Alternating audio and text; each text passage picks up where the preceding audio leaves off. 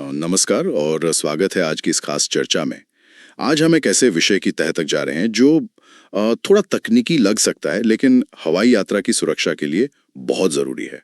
बिल्कुल। हम बात कर रहे हैं यूरोपियन यूनियन के निरंतर उड़ान योग्यता नियमों की। मतलब वो कायदे कानून जो ये पक्का करते हैं कि हवाई जहाज एक बार सेवा में आ जाए तो अपनी पूरी सर्विस लाइफ के दौरान सुरक्षित रहे। ये आते हैं रेगुलेशन EU नो 1321 2014 के तहत। हाँ, और हमारे पास जो जानकारी है वो ESA यानी European union aviation safety agency के इजी एक्सेस रूल्स दस्तावेज से है। हम खास तौर पर सितंबर 2025 वाले एडिशन को देख रहे हैं। ये काफी बड़े दस्तावेज होते हैं, है ना? हाँ, काफी डिटेल्ड होते हैं, लेकिन इनकी जरूरत है। विमानन सुरक्षा की गारंटी है एक तरह से। तो आज हम कोशिश करेंगे कि इन नियमों का एक ओवरव्यू दें, हाल में जो जरूरी बदलाव हुए हैं उन पर बात करें। अच्छा। और हाँ, दो चीजों पर थोड़ा ज्यादा ध्यान देंगे। एक तो इंफॉर्मेशन सिक्योरिटी यानी सूचना सुरक्षा, जिसका जिक्र बढ़ रहा है। हाँ? और दूसरा एयरक्राफ्ट मेंटेनेंस इंजीनियर लाइसेंस, जिसे हम पार्ट 60 कहते हैं। ठीक है, तो चलिए शुरू करते हैं। ये इजी एक्सेस रूल्स या EAR आखिर हैं क्या? क्या ये बस नियमों का एक कलेक्शन है? देखिए, सीधी तौर पर कहें तो कलेक्शन से थोड़ा ज्यादा है। EASA ने क्या किया है, सारे विमानन सुरक्षा नियमों को एक जगह लाने के लिए एक ऑनलाइन सिस्टम बनाया है, E-रूल्स। हाँ। EAR इसी सिस्टम का एक आउटपुट है। ये बेसिकली नियमों और EASA के जो डिसीजंस होते हैं उनको एक साथ एक समझने लायक फॉर्मेट में पेश करते हैं। अच्छा, मतलब थोड़ा आसान भाषा में। हाँ, आसान भाषा नहीं कहेंगे, पर आसान फॉर्मेट। लिंक्स होते हैं, बुकमार्क्स होते हैं, ताकि आप आसानी से नेविगेट कर सकें। असली नियम तो वो जो EU रेगुलेशंस है, जैसे 2018-11-139, वही बेस है। ER का मकसद बस उन तक पहुंचना आसान बनाना है। समझ गया, एक तरह की यूजर फ्रेंडली गाइड। बिल्कुल।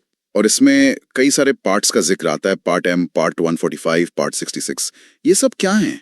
लगता है हर चीज के लिए एक अलग नियम है। हाँ, ऐसा ही है। ये अलग अलग हिस्से मिलकर पूरे सिस्टम को कवर करते हैं, अगर मोटा मोटा समझें तो। हाँ, बताइए। पार्ट M है विमान के लगातार उड़ान योग्य बने रहने की जो जनरल जरूरतें हैं उनके लिए। ठीक। पार्ट 145 उन कंपनियों के लिए है जो विमान का रख रखाव करती हैं, मेंटेनेंस ऑर्गेनाइजेशंस। उनके अप्रूवल की शर्तें इसमें हैं। ओके। पार्ट 66 उन इंजीनियरों और टेक्नीशियनों के लाइसेंस से जुड़ा है जो विमान पर काम करते हैं और उसे उड़ान के लिए फिट बताते हैं, मतलब सर्टिफाइंग स्टाफ। अच्छा, ये AME लाइसेंस वाला पार्ट। हाँ, वही। फिर पार्ट 147 उन ट्रेनिंग सेंटरों के लिए है जो इन इंजीनियरों को ट्रेनिंग देते हैं। और पार्ट T थोड़ा खास है। ये उन विमानों के लिए नियम बताता है जो रजिस्टर्ड तो किसी और देश में है, पर कोई EU एयरलाइन उन्हें ड्राई लीज पर लेकर चला रही है। और ये part ML, part CMO, part CAO भी हैं। इनका क्या रोल है? हाँ, पार्ट ML एक अच्छा उदाहरण है कि नियम कैसे फ्लेक्सिबल हो सकते हैं। ये हल्के विमानों के लिए, मतलब छोटे प्राइवेट प्लेन्स जिनका वजन एक लिमिट से कम है। अच्छा, जैसे सेस्ना वगैरह। हाँ, मान सकते हैं। जिनका वजन 1200 किलो या 2000 किलो से कम है और जो बहुत कॉम्प्लेक्स नहीं है, उनके लिए नियमों को थोड़ा सरल बनाता है। ये दिखाता है कि EASA समझता है कि हर जहाज पर एक ही जैसे भारी नियम लगाना ठीक नहीं। इसे कहते हैं प्रोपोर्शनैलिटी, मतलब नियम समस्या के हिसाब से हो। ठीक है। फिर पार्ट कैमो है निरंतर उड़ान योग्यता प्रबंधन संगठनों यानी कैमो के अप्रूवल के लिए।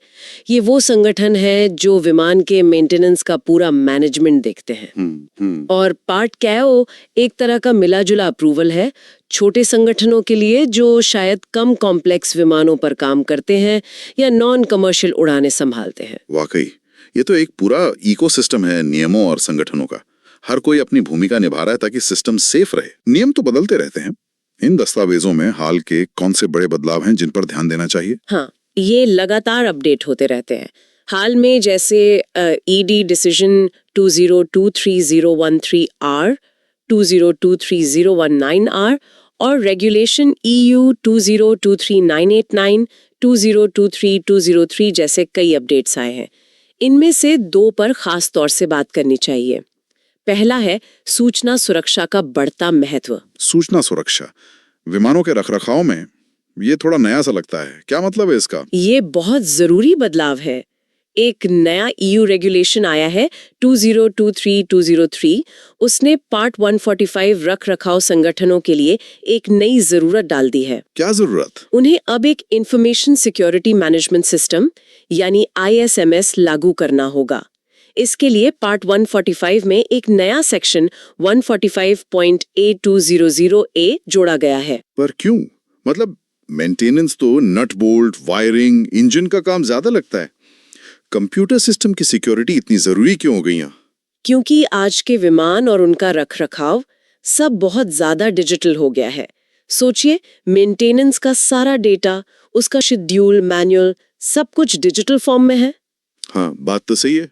अब अगर कोई हैकर किसी मेंटेनेंस कंपनी के सिस्टम में घुस जाए और गलत जानकारी डाल दे या जरूरी डेटा डिलीट कर दे या कोई वायरस डाल दे जिससे पूरा सिस्टम ही बैठ जाए, तो इसका सीधा असर विमान की सुरक्षा पर पड़ सकता है। बिल्कुल।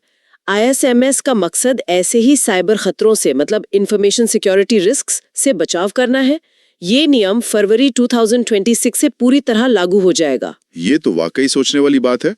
डिजिटल दुनिया के खतरे अब जमीन पर विमानों के रखरखाव तक पहुंच गए हैं।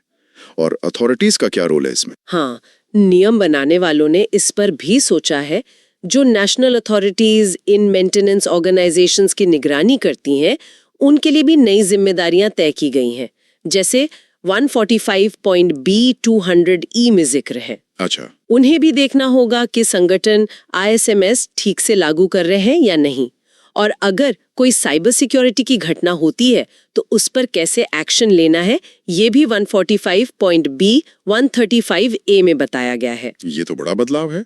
और दूसरा मुख्य बदलाव जिसका आपने जिक्र किया, वो शायद उन लोगों से जुड़ा है जो ये सारा काम करते हैं, मतलब मेंटेनेंस इंजीनियर्स। बिल्कुल। दूसरा अहम बदलाव पार्ट 66 से जुड़ा है, जो aircraft maintenance licence AME licence के नियम तय करता है। इसमें भी हाल में कुछ जरूरी संशोधन हुए हैं, खासकर ट्रेनिंग और परीक्षाओं को लेकर। तो चलिए इन AME लाइसेंस पर थोड़ी और गहराई से बात करते हैं। पार्ट 66 आखिर कैसे काम करता है? ये लाइसेंस की अलग-अलग कैटेगरीज क्या हैं? हाँ, पार्ट 66 जो एनेक्स 3 में है, ये एयरक्राफ्ट मेंटेनेंस लाइसेंस यानी AML की पूरी व्यवस्था को डिफाइन करता है। ये लाइसेंस अलग-अलग कैटेगरी में आते हैं, जैसे A, B1, B2, B2L, B3, C और L। हर कैटेगरी होल्डर को कुछ खास तरह के काम करने और उन्हें सर्टिफाई करने का अधिकार मिलता है। इसे प्रिविलेज कहते हैं। जैसे कोई उदाहरण देंगी? B1 और B2 में क्या फर्क है? जरूर। जैसे B1 कैटेगरी है मैकेनिकल साइड के लिए, मतलब air frame, engine. B1 licence वाला इंजीनियर इन सिस्टम्स पर काम करके उन्हें सर्टिफाई कर सकता है। ठीक है। वहीं B2 कैटेगरी एवियोनिक्स के लिए है, विमान के इलेक्ट्रिकल और इलेक्ट्रॉनिक सिस्टम्स। अच्छा। कई बार ऐसा होता है कि एक ही कंपोनेंट पर दोनों तरह के इंजीनियर काम करते हैं। मान लीजिए लैंडिंग गियर है, तो B1 वाला उसके मैकेनिकल हिस्से देखेगा और B2 वाला उससे जुड़े सेंसर्स, वायरिंग वगैरह। और ये B2L या C कैटेगरी क्या है? B2L एक तरह का स्पेशलाइज्ड B2 लाइसेंस है, मतलब कुछ खास सिस्टम्स पर फोकस करता है। जैसे कोई B2L लाइसेंस वाला जिसके पास एयरफ्रेम सिस्टम की रेटिंग है, वो मैकेनिकल सिस्टम से जुड़े इलेक्ट्रिकल या एवियोनिक्स काम को सर्टिफाई कर सकता है। अच्छा। और C कैटेगरी का लाइसेंस थोड़ा अलग है। ये बेस मेंटेनेंस के बाद जब विमान का कोई बड़ा चेक या मॉडिफिकेशन पूरा हो जाता है, तब पूरे विमान को सर्विस में वापस भेजने के लिए सर्टिफाई करने का अधिकार देता है। ये आमतौर पर ज्यादा अनुभवी इंजीनियरों के पास होता है। तो इन लाइसेंस को हासिल करने के लिए क्या करना पड़ता है? सिर्फ पढ़ाई काफी है? नहीं, सिर्फ किताबी ज्ञान से काम नहीं चलता। दो मुख्य चीजें चाहिए। पहला बेसिक नॉलेज और दूसरा बेसिक एक्सपीरियंस। अच्छा। ज्ञान के लिए ESA ने कई मॉड्यूल तय किए हैं। अपेंडिक्स I में उनकी लिस्ट है, जैसे aviation law, module 10, human factors module 9, aerodynamics, electronics वगैरह वगैरह। हर मॉड्यूल के लिए अलग अलग लेवल की गहराई चाहिए, लेवल 1, 2 या 3।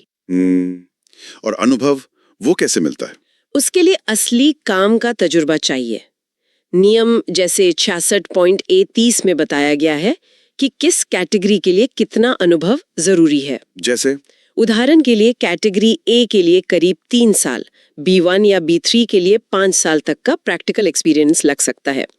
हाँ, अगर किसी ने पार्ट 147 अप्रूव्ड ट्रेनिंग सेंटर से पूरा कोर्स किया है तो अनुभव की जरूरत कुछ कम हो जाती है। अब आते हैं हाल के बदलावों पर। आपने ट्रेनिंग और परीक्षा में बदलाव का जिक्र किया था। इसमें क्या खास बात है जो लोगों को पता होनी चाहिए? हाँ, ये उन लोगों के लिए बहुत जरूरी है जो अभी ट्रेनिंग ले रहे हैं या हाल ही में परीक्षा दी है। हुआ ये कि बेसिक नॉलेज का जो सिलेबस था उसमें कुछ बदलाव किए गए। अब सवाल उठा कि जो लोग पुराने सिलेबस के हिसाब से पढ़ रहे थे या परीक्षा दे चुके थे, उनका क्या होगा? हाँ, ये तो बड़ा सवाल है। कहीं उनकी मेहनत बेकार तो नहीं जाएगी? नहीं, एईसा ने इसका ध्यान रखा है। उन्होंने कुछ ट्रांजिशनल नियम बनाए हैं। आर्टिकल 6.6 में इसका जिक्र है। सीधी बात यह है कि अगर किसी ने नए नियम लागू होने की तारीख, जो कि लगभग मध्य 2024 थी, उससे पहले पुराने सिलेबस के आधार पर कोई परीक्षा पास कर ली है, हाँ, तो वो परीक्षा लाइसेंस लेने या बदलने के लिए मान्य रहेगी। वो बेकार नहीं जाएगी। ये तो राहत की बात है।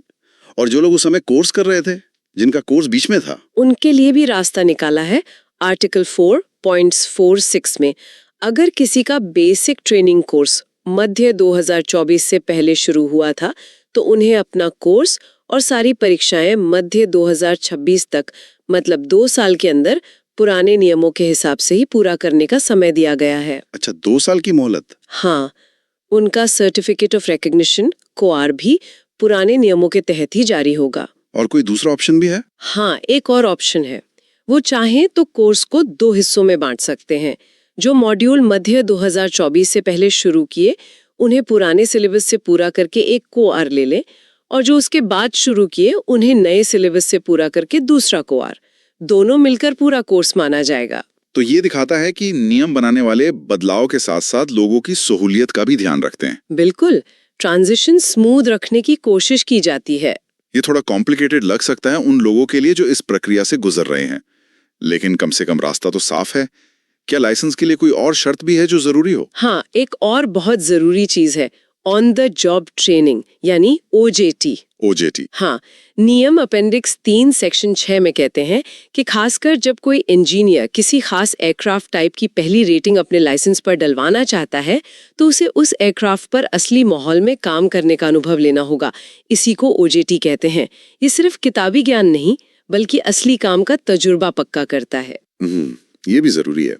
तो अब अगर हम इन सब चीजों को एक साथ देखें, ये सारे नियम, पार्ट 145, 66, 147 वगैरह, ये संगठन, CAMO, CAO, maintenance orgs, licence, training, अनुभव, और अब ये नई चीज सूचना सुरक्षा भी, ये सब मिलकर सुरक्षा का ताना बाना कैसे बुनते हैं? मतलब ये सब कनेक्ट कैसे होता है? ये सब एक दूसरे से बहुत गहराई से जुड़े हुए हैं। इसे एक चेन की तरह समझिए। ठीक है। सबसे पहले हमारे पास है अप्रूव्ड संगठन। पार्ट 145 वाले जो मेंटेनेंस करते हैं, पार्ट कैमो कैओ वाले जो मैनेजमेंट देखते हैं। इन संगठनों को ईजा से अप्रूवल लेना होता है और उनकी अपनी अप्रूव्ड प्रक्रियाएं होती हैं, जैसे MOE या कैमे, जिनका उन्हें पालन करना होता है। इन संगठनों में काम करते हैं काबिल लाइसेंस वाले लोग, पार्ट 66 लाइसेंस वाले, जिन्हें अप्रूव्ड ट्रेनिंग पार्ट 147 सेंटरों से मिली होती है। सही। ये लोग काम करने के लिए सही और अपडेटेड मेंटेनेंस डेटा 145.A45 का इस्तेमाल करते हैं। कोई पुराना या गलत डेटा नहीं। ओके। वीरी विमान के लिए बने अप्रूव्ड मेंटेनेंस प्रोग्राम AMP का सख्ती से पालन करते हैं। ठीक है। जो भी काम किया जाता है उसका पूरा और सही रिकॉर्ड रखा जाता है। MA305 145A55, कुछ भी छूटता नहीं है। और अब ये नया वाला पॉइंट? हाँ, और अब इन संगठनों को सुरक्षा जोखिमों का प्रबंधन करना होता है। 145A200, इसमें अब सिर्फ ऑपरेशनल जोखिम नहीं, बल्कि सूचना सुरक्षा के जोखिम भी शामिल हैं। उनके पास एक सेफ्टी मैनेजमेंट सिस्टम SMS और कंप्लायंस मॉनिटरिंग सिस्टम होना जरूरी है। और इस सब पर नजर कौन रखता है? कोई चेक करने वाला भी तो होगा, या सब भरोसे पे चलता है? नहीं, भरोसा अपनी जगह है, पर निगरानी जरूरी है। हर देश की अपनी सक्षम प्राधिकारी होती है। इनका काम है इन सभी संगठनों और नियमों के पालन की निगरानी करना। अच्छा। ये अथॉरिटीज ऑडिट करती हैं, लाइसेंस जारी करती हैं, अप्रूवल देती हैं, और ये पक्का करती हैं कि सब कुछ नियमों के मुताबिक चल रहा है। ये निगरानी वाला पहलू, जो हर पार्ट के सेक्शन B में होता है, बहुत अहम है। और जब सारा काम हो जाता है, मान लीजिए किसी जहाज की मेंटेनेंस पूरी हो गई, तब क्या होता है? फाइनल स्टेप क्या है? जब किसी विमान पर रखरखाव का काम पूरा हो जाता है तो आखिर में एक क्वालिफाइड सर्टिफाइंग स्टाफ, मतलब जिसके पास सही पार्ट 66 लाइसेंस और अथॉराइजेशन है, वो एक certificate of release to service CRS जारी करता है। CRS। हाँ, certificate of release to service एमेट्रीट 01-14.A50। ये दस्तावेज इस बात की गारंटी है कि सारा काम नियमों के अनुसार सही तरीके से किया गया है और विमान अब उड़ान भरने के लिए पूरी तरह से सुरक्षित है। ये CRS इस पूरी सेफ्टी चेन की आखिरी और सबसे महत्वपूर्ण कड़ी है। तो ये वाकई एक बहुत ही बारीकी से बुनी हुई व्यवस्था है। मतलब कई लेयर्स हैं सेफ्टी की, चेक्स और बैलेंसेस हैं, ताकि गलती की गुंजाइश कम से कम हो और सुरक्षा बनी रहे। हाँ बिल्कुल, ये एक मल्टी लेयर्ड सेफ्टी नेट है। हर नियम, हर लाइसेंस, हर ऑडिट, हर प्रक्रिया का एक ही मकसद है, उड़ान सुरक्षा। तो आज की इस गहरी बातचीत को अगर समेटें तो हमने देखा कि EU के निरंतर उड़ान योग्यता नियम या EAR कितने स्ट्रक्चर्ड हैं। ये लगातार डेवलप हो रहे हैं, जैसे कि हमने देखा सूचना सुरक्षा IMS को शामिल करना एक बड़ा कदम है। हाँ। और हमने aircraft maintenance engineer licence part 66 की बारीकियों को भी समझा, जिसमें हाल के सिलेबस बदलाव और उसके लिए जो ट्रांजिशन के नियम बनाए गए हैं वो भी शामिल हैं। बिल्कुल, ये एक जटिल लेकिन लॉजिकल सिस्टम है। और अगर हम थोड़ा आगे की सोचें, जैसा कि स्रोत सामग्री से भी इशारा मिलता है, हाँ। देखिए विमान लगातार और ज्यादा कॉम्प्लेक्स होते जा रहे हैं। नई टेक्नोलॉजी आ रही है, जैसे इंटीग्रेटेड मॉड्यूलर एवियोनिक्स IMA, जिसका जिक्र मॉड्यूल 11 और 13 में है। डिजिटल सिस्टम्स मॉड्यूल 5 बढ़ते जा रहे हैं और अब ये सूचना सुरक्षा IMS की नई जरूरत भी आ गई है। सही बात है। तो ऐसे में ये सोचना जरूरी हो जाता है कि इन बढ़ती जटिलताओं को देखते हुए जो लोग मेंटेनेंस करते हैं, उनकी योग्यताएं और उनकी ट्रेनिंग पार्ट 66 और पार्ट 147 के तहत को भविष्य में इन मौजूदा अपडेट से भी आगे और कैसे विकसित करने की जरूरत पड़ेगी। ये शायद एक लगातार चलने वाली प्रक्रिया होगी। ये वाकई एक अहम सवाल है भविष्य के लिए। जैसे जैसे तकनीक आगे बढ़ेगी, नियमों और ट्रेनिंग को भी उसके साथ कदम मिलाना होगा। इस बेहद जानकारी भरी और गहरी चर्चा के लिए आपका बहुत बहुत धन्यवाद। शुक्रिया। और हमारे श्रोताओं का भी शुक्रिया कि वे विमानन सुरक्षा के इस महत्वपूर्ण पहलू को समझने के लिए हमारे साथ जुड़े।